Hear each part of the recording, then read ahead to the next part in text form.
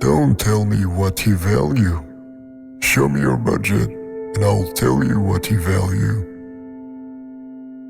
The time will come when his memory will bring a smile to your lips before he brings a tear to your eyes.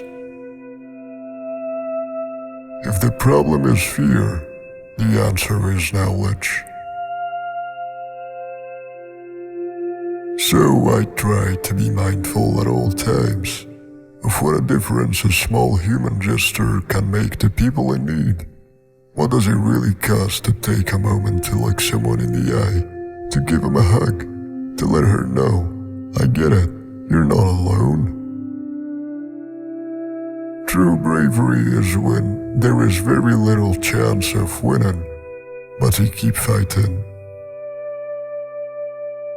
For too long in this society, we have celebrated and restrained individualism over common community.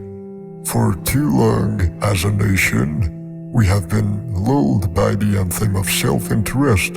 For a decade, led by Ronald Reagan, self-aggrandizement has been the full-throated cry of this society. I've got mine, so why don't you get yours? And what's in it for me?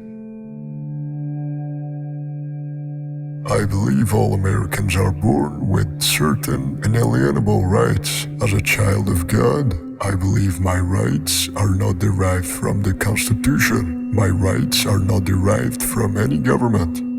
My rights are not denied by any majority. My rights are because I exist. They were given to me and each of my fellow citizens by our Creator, and they represent the essence of human dignity. If you do politics the right way, I believe you can actually make people's lives better, and integrity is the minimum ante to get into the game. We Irish are the only people in the world who are actually nostalgic about the future. To me, this is the first principle of life. The foundational principle and the lesson you can learn at the foot of any wise man. Get up. The art of living is simply getting up after you've been knocked down. We must rekindle the fire of idealism in our society, for nothing suffocates the promise of America more than unbounded cynicism and indifference. My rights are not derived from any government. My rights are not denied by any majority. My rights are because I exist. You should not run for president because tactically you can win. The questions you have to ask are why you are running for president and what will you do when you are president. You shouldn't run until you know the answers to those questions. There is only 3 things he mentions in a sentence: a noun, a verb, and a 9/11. This can happen again. This is happening in other parts of the world now. And you have to speak out. You can't remain silent. Silence is complicity. I am absolutely comfortable with the fact that men marrying men, women marrying women, and heterosexual men and women marrying another are entitled to the same exact rights, all the civil rights, all the civil liberties, and quite frankly, I don't see much of a distinction beyond that. He told Bo to go home and live like he had a future. Run for governor, have a purpose.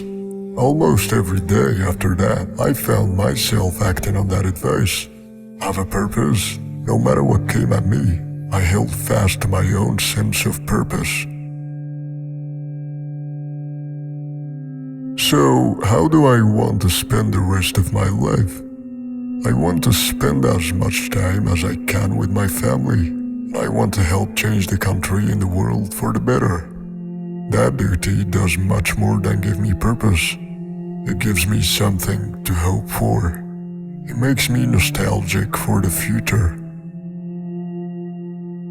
History says, don't hope on this side of the grave, but then, once in a lifetime, the longed-for tidal wave of justice can rise up and hope and history rhyme. And if the problem is fear, the answer is knowledge. Each side has to be willing to try to understand the concerns of the other. There will come a day, I promise you, when the thought of your son or daughter or your wife or your husband brings a smile to your lips before it brings a tear to your eye. It will happen. My prayer for you is that day will come sooner than later. Never tell a man what his interests are. Be straight and open with him about your own interests. And try to put yourself in his shoes. Try to understand his hopes and his limitations, and never insist that he do something you know he cannot.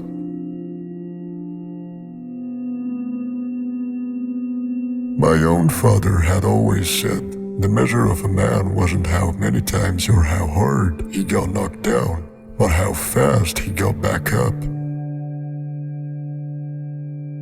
Israel has no better friend than Joe Biden. We must have public officials who will stand up and tell the people exactly what they think. Our failure in recent years has not been the failure of the people to meet the challenges placed before them, but rather the failure of both our great political parties to place those challenges honestly and courageously before the people, and to trust the willingness of the people to do the things that really need to be done. Candor generates trust. Trust is the basis on which real change, constructive change, is made. Funerals are for the living. I have always believed. And the job of the eulogist is to acknowledge the enormity of the loss they have just suffered, and to help them appreciate that the legacy and accomplishments of their loved one have not died with them. Nothing we're going to do is going to fundamentally alter or eliminate the possibility of another mass shooting. It wasn't built to look the other way, because the law demanded it. The law might be wrong,